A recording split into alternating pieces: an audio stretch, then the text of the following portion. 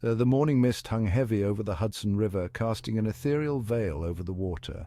The air was thick with anticipation, as if nature itself was holding its breath for the events about to unfold. It was July 11th, 1804, a Wednesday that would forever be etched in the annals of American history.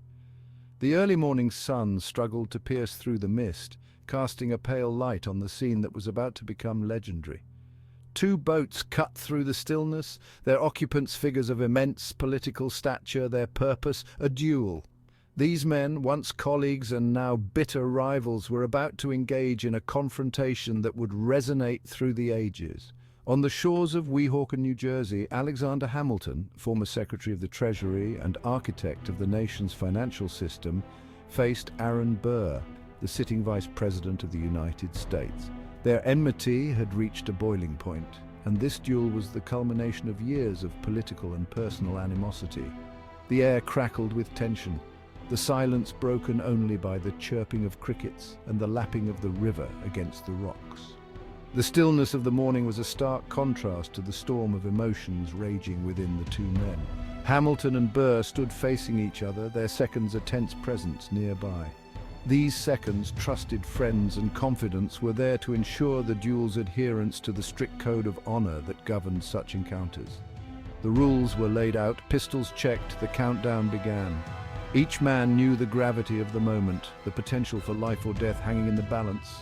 The seconds counted down, their voices steady despite the gravity of the situation. Shots rang out, echoing across the water, shattering the early morning calm. The sound was deafening, a violent rupture in the serene landscape. The duel, swift and brutal, had reached its climax. One man stood, the other crumpled to the ground, clutching his side. The outcome was immediate and devastating, a stark reminder of the deadly seriousness of their conflict.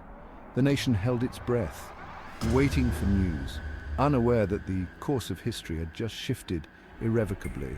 The duel's repercussions would be felt far and wide, altering the political landscape of the young republic. Hamilton, struck by Burr's bullet, lay bleeding on the damp ground. His life, filled with achievements and controversies, was ebbing away.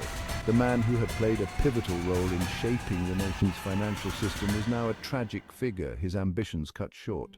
The ambition that had fueled his meteoric rise, the intellect that had shaped a nation, were fading fast. As he lay there, his thoughts must have turned to his family, his legacy, and the nation he had served so passionately.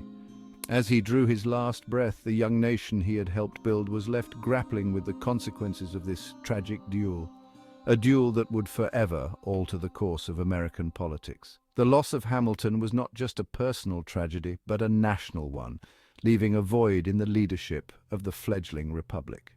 The duel between Hamilton and Burr would be remembered as a turning point, a moment when personal vendettas spilled over into the public sphere with lasting implications for the nation's future. Alexander Hamilton, the orphaned immigrant from the Caribbean, had risen from humble beginnings to become one of the most influential figures in the newly formed United States. A brilliant mind, a skilled writer, and a charismatic leader, he had served as George Washington's aide-de-camp during the Revolutionary War and played a pivotal role in the drafting of the Constitution. As the nation's first Secretary of the Treasury, he had established the financial foundations upon which the young republic stood. Aaron Burr, born into a prominent New Jersey family, possessed a sharp intellect and a charming demeanor. A Revolutionary War hero himself, he had risen through the ranks of New York politics, serving as Attorney General and later as a United States Senator. Ambitious and cunning, Burr craved power and recognition, his sights set on the highest office in the land. Their paths, though initially parallel, were destined to collide. Both men were ambitious, brilliant, and fiercely competitive. Their political ideologies, however, diverged sharply. Hamilton, a staunch Federalist, believed in a strong central government and a robust national bank. Burr, a Democratic Republican, favored states' rights and a more decentralized approach to governance. The rivalry between Hamilton and Burr was not a sudden eruption, but rather a slow burn, fueled by years of political clashes and personal slights. Their story is a complex tapestry of ambition, ideology, and personal vendettas that would ultimately lead to one of the most infamous duels in American history. Their initial interactions were marked by a degree of professional respect. Both men were brilliant lawyers and had a mutual understanding of the law's intricacies. They even found common ground in their early legal careers, collaborating on several cases that required their combined expertise. They had even collaborated on legal cases in the early days of their careers. This period of cooperation, however, was short-lived as their paths diverged dramatically with the rise of their political careers. However, as their political ambitions grew, so did their animosity. The political landscape of the young nation was a fertile ground for rivalry, and both men were determined to leave their mark. The first major clash came during the contentious 1791 New York Senate election. This election was a turning point, marking the beginning of a bitter feud that would span over a decade. Burr, employing shrewd political maneuvering, managed to wrest the seat from Philip Schuyler, Hamilton's father-in-law. This victory was not just a political win for Burr, but a personal blow to Hamilton, who had supported Schuyler's candidacy. Hamilton, enraged by what he perceived as a betrayal, unleashed his formidable writing skills, penning scathing attacks against Burr in the press.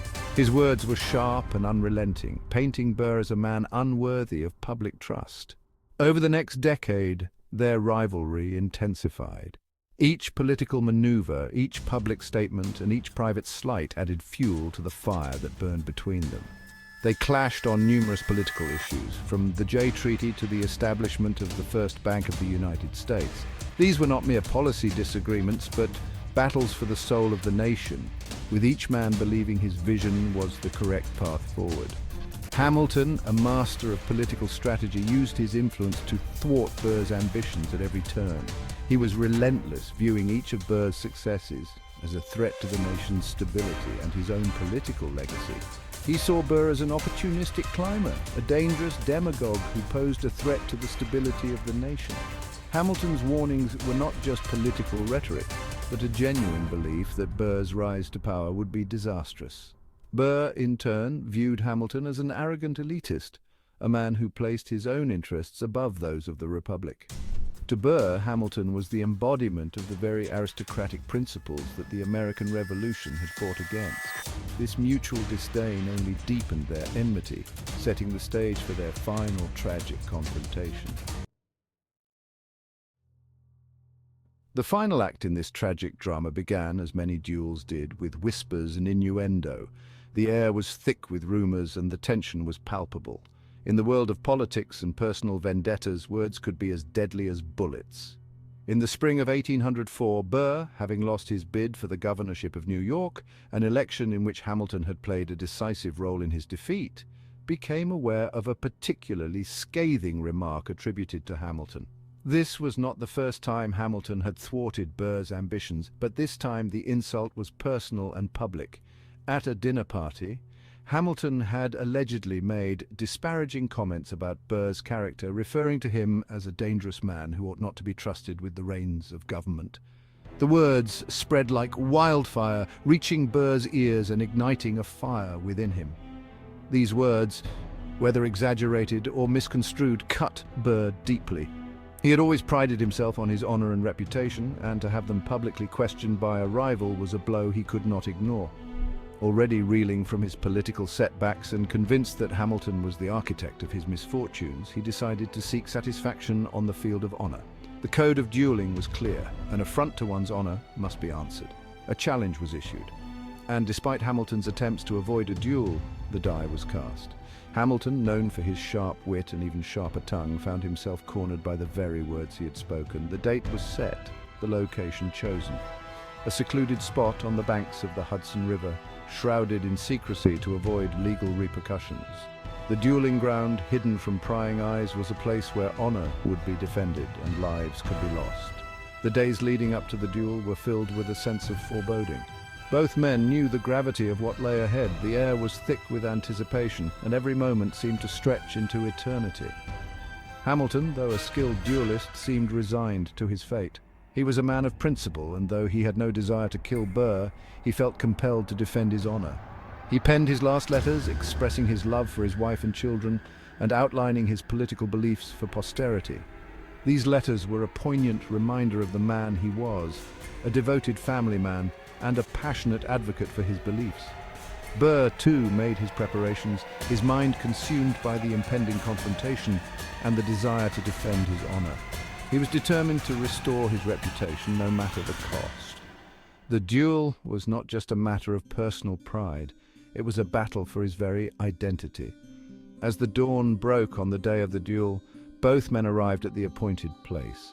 The quiet of the early morning was broken only by the sound of their footsteps and the rustle of the leaves.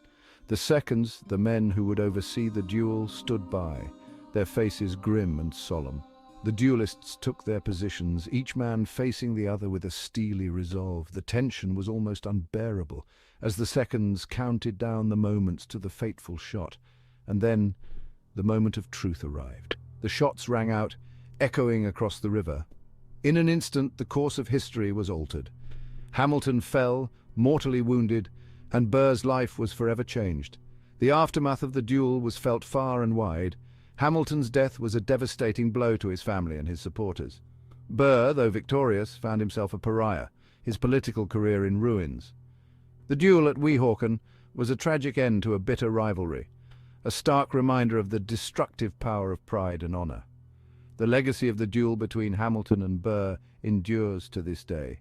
It serves as a cautionary tale of the dangers of unchecked ambition and the high cost of personal vendettas. The road to Weehawken is a path marked by tragedy, a somber chapter in the annals of American history.